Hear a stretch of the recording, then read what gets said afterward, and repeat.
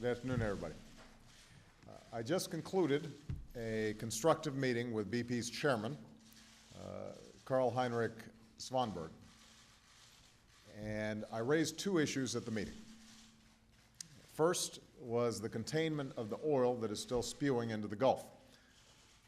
As I mentioned last night, my administration has directed BP to mobilize additional equipment and technology, and in the coming days and weeks, these efforts should capture up to 90% of the oil that is leaking out of the well.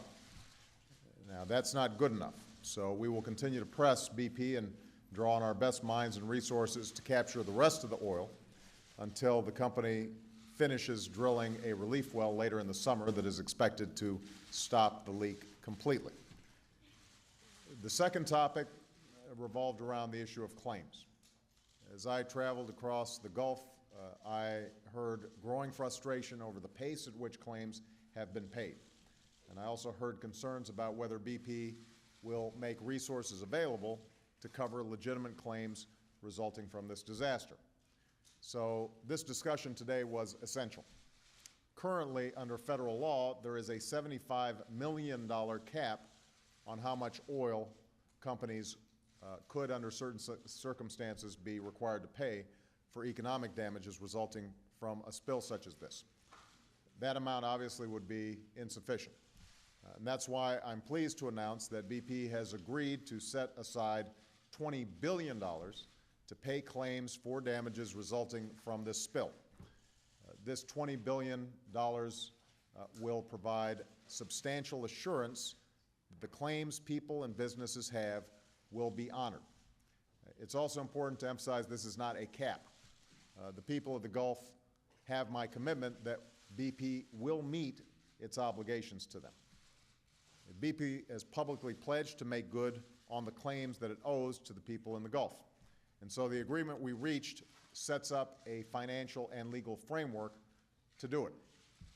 Another important element is that this $20 billion fund will not be controlled by either BP or by the government. It will be put in an escrow account administered by an impartial, independent third party. So if you or your business has suffered an economic loss as a result of this spill, you'll be eligible to file a claim for part of this $20 billion. This fund does not supersede either individuals' rights or states' rights to present claims in court. And BP will also continue to be liable for the environmental disaster it has caused, and we're going to continue to work to make sure that they address it. Additionally, BP voluntarily agreed to establish a $100 million fund to compensate unemployed oil rig workers affected by the closure of the deep water rigs. We've mutually agreed that Ken Feinberg will run the independent claims process we're putting in place, and there will be a three-person panel to adjudicate claims that are turned down. Every effort will be made to expedite these claims. Ken has long experience in such matters, including running the fund that compensated the victims of 9/11. And I'm confident he will ensure that claims are administered as quickly, as fairly, and as transparently as possible. Now, BP's liabilities for this spill are significant, and they acknowledge that fact. We will continue to hold BP and all other responsible parties accountable, and I'm absolutely confident BP will be able to meet its obligations to the Gulf Coast and to the American people. BP is a strong and viable company, and it is in all of our interests that it remains so. So what this is about is accountability. At the end of the day, that's what every American wants and expects. The structure we're establishing today is an important step towards making the people of the Gulf Coast whole again, but it's not going to turn things around overnight. And I want all Americans to know that I will continue to fight each and every day until the oil is contained, until businesses recover, and until the Gulf Coast bounces back from this tragedy, as I know it will. One last point. During a private conversation with Chairman Svanberg, I emphasized to him that